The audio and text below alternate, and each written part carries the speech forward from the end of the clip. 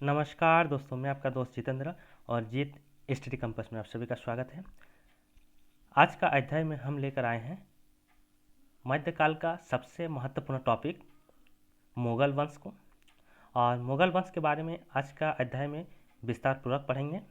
तो आप सभी से अनुरोध है कि कॉपी और कलम लेकर बैठें। और आज का सेशन शुरू करने से पहले आप सभी से अनुरोध है कि अगर अभी तक हमारे चैनल को सब्सक्राइब नहीं किए हैं तो प्लीज़ सब्सक्राइब कीजिए और हमारे वीडियो को लाइक करें और बगल में बेल आइकन दबा दें ताकि हमारा अगला वीडियो सबसे पहले आप तक पहुंचे। तो आज का सेशन शुरू करते हैं। मुगल एम्पायर, ठीक है। मुगल वंश में जो है मुगल एम्पायर 1526 से लेकर 1707 ईस्वी तक पढ़ेंगे। ये पढ़ेंगे पहला टॉपिक में। और सेकंड में पढ़ेंगे हम 1707 से लेकर 1857 ईस्वी तक, ठीक है। यानी इसको दो भाग में पढ़ेंगे। पहला भाग में पढ़ेंगे बाबर के आगमन से लेकर औरंगजेब के मृत्यु तक, यानी 1526 से लेकर 1707 तक। और दूसरा भाग में पढ़ेंगे 1707 ईस्वी से, यानी औरंगजेब की मृत्यु के बाद से 1857 ईस्वी तक, यानी ईस्ट इंडिया कंपनी की समाप्ति तक। तो चलिए आज का अध्याय शुरू करते हैं।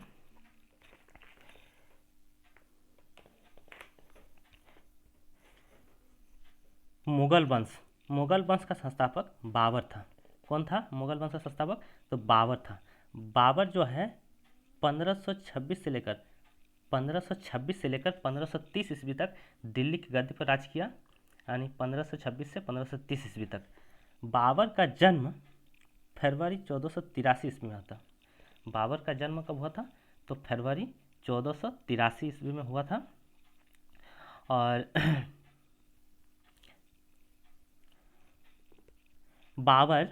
बाबर का नाम जो है जहरुद्दीन मोहम्मद बाबर था। इसका बाबर का पूरा नाम जहरुद्दीन मोहम्मद बाबर था।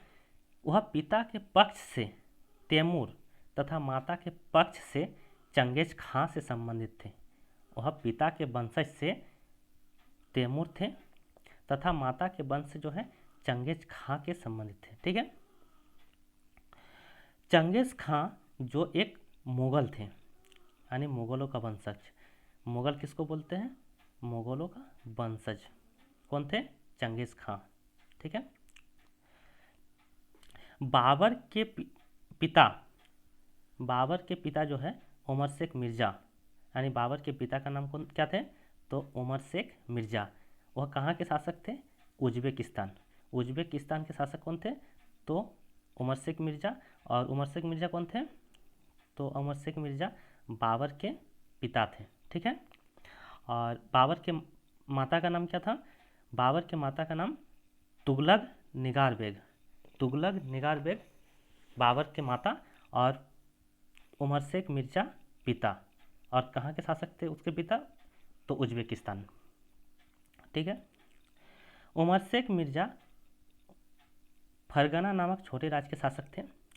एक छोटा सा राज्य था फरगना में, जहाँ का शासक था उमर शेख मिर्जा, यानी बाबर के पिता, जिस पर बाबर जो है 8 जून 1494 ईस्वी में बैठा। यानी बाबर जो है फरगना की गद्दी पर 8 जून 1494 ईस्वी में बैठा था। और उसके बैठते ही उसके दूर के रिश्तेदार सोबानी खान ने उस पर आक्रमण किया और उसे पराजित कर शरणार्थी बना दिया। यानी बाबर जो है फरगना की गद्दी पर बैठा और बैठने के कुछ दिन बाद ही उसके दूर का रिश्तेदार जो है सोबानी खान ने उस पर आक्रमण किया और उसे पराजित कर शरणार्थी बना दिया, ठीक है। यानी उससे उसका गद्दी छीन लिया। तो बाबर ने शीघ्र ही वह अपने चाचा के राज्य, यानी काबुल, पाकिस्तान, ये अफगानिस्तान का राजधानी काबुल है, तो काबुल पर आक्रमण किया। यानी उस समय जो है बाबर के चाचा काबुल पर राज कर रहे थे। तो जब सोबानी खान ने बाबर से फरगना छीन लिया तो बाबर ने शरणार्थी जीवन में रहते हुए काबुल पर आक्रमण किया और अपने चाचा से काबुल प्राप्त कर लिया। उसके बाद उसने भारत पर आक्रमण शुरू किया। तो बाबर ने 1519 से लेकर 1523 ईस्वी तक भारत पर 4 बार आक्रमण किया। यानी इसमें ध्यान रखना है कि 1519 से 1523 के बीच बता रहा है कि 4 बार। ठीक है, बाबर ने जो है भारत पर टोटल 5 बार आक्रमण किया है, लेकिन 1519 से 1523 के बीच 4 बार आक्रमण किया था। और 1525 ईस्वी में अंतिम और 5वां युद्ध था। 1525 नहीं, सॉरी, 1526 ईस्वी में।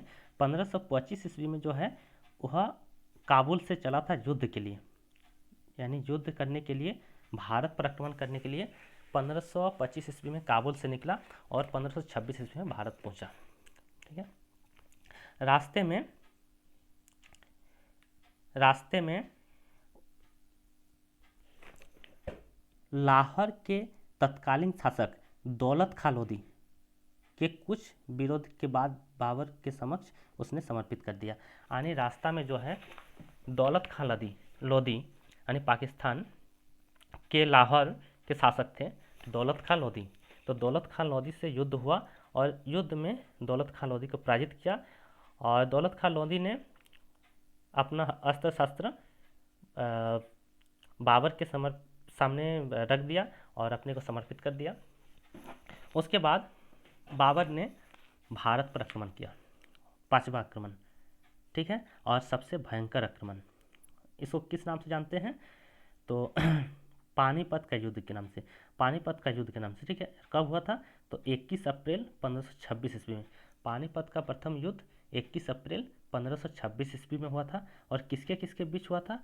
तो बाबर और इब्राहिम लोदी के बीच में। पानीपत का प्रथम युद्ध किसके किसके बीच हुआ था? तो बाबर और इब्राहिम लोदी के बीच में। और कब हुआ था? तो 21 अप्रैल 1526 ईस्वी में। और यह कहाँ हुआ था? तो पानीपत यानी हरियाणा में। ठीक है, पानीपत कहाँ पड़ता है? हरियाणा। ठीक है, आगे बढ़ते हैं। जिसमें बाबर ने इब्राहिम लोदी को पराजित किया और भारत में मुगल वंश का स्थापना किया। और पानीपत का प्रथम युद्ध में जो है बाबर ने इब्राहिम लोदी को हराया और भारत पर मुगल वंश का स्थापना किया। बाबर के 4 पुत्र थे। बाबर के कितने पुत्र थे? तो बाबर के 4 पुत्र थे, हुमायूं, कामरान, अस्करी और हिंदाल। बाबर के 4 पुत्र थे, हुमायूं, कामरान, अस्करी और हिंदाल। ठीक है, बाबर ने भारत पर पहला आक्रमण किया था 1519 ईस्वी में। और किसके बीच? तो यूसुफ जाति के बीच हुआ था। ठीक है, यानी 1519 ईस्वी में बाबर ने भारत पर पहला आक्रमण किया और यह यूसुफ जाई जाति के विरुद्ध था। ठीक है, पहला आक्रमण किसके विरुद्ध? तो यूसुफ जाई जाति के विरुद्ध। आगे बढ़ते हैं।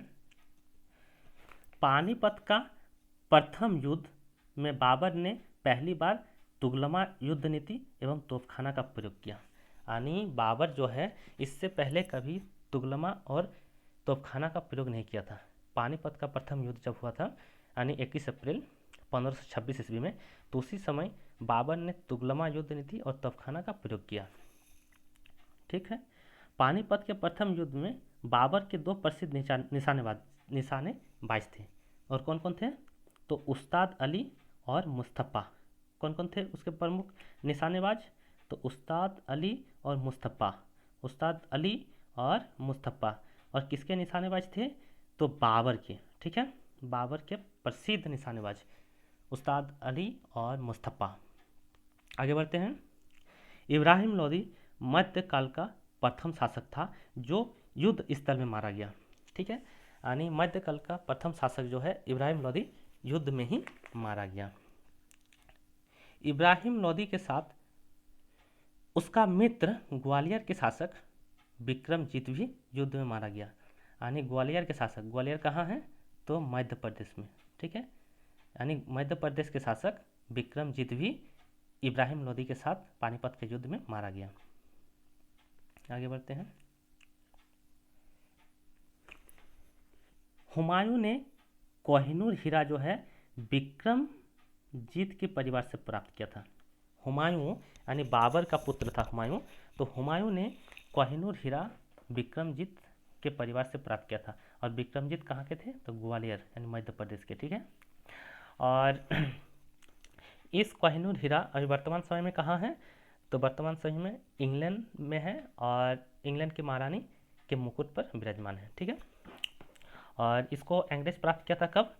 तो इसको अंग्रेज ने भारत भारत से 1849 ईस्वी में सिख युद्ध के समय, यानी दूसरा सिख युद्ध के समय सिखों को हरा के प्राप्त किया था। और उसी टाइम महारानी एलिजाबेथ को भेंट किया था, ठीक है, 1839 ईस्वी में। आगे बढ़ते हैं। बाबर द्वारा लड़ा गया प्रमुख युद्ध। बाबर जो लड़ाई किया था उसमें से प्रमुख युद्ध क्या क्या है तो देख लेते हैं। पानीपत का प्रथम युद्ध, और यह कब हुआ था? 21 अप्रैल 1526 ईस्वी में। पानीपत का प्रथम युद्ध कब हुआ था? तो 21 अप्रैल 1526 ईस्वी में। और किसके किसके बीच? तो बाबर और इब्राहिम लोदी के बीच, जिसमें बाबर ने इब्राहिम लोदी को हराया था। फिर हुआ खनबा का युद्ध, और ये कब हुआ? तो 17 मार्च 1527 ईस्वी में, ठीक है। उसके बाद और खनवा का युद्ध जो है किसके किसके बीच हुआ? तो बाबर और राणा संगा के बीच। खनवा का युद्ध किसके किसके बीच हुआ? तो बाबर और राणा संगा के बीच। और कब हुआ? तो 17 मार्च 1527 ईस्वी में।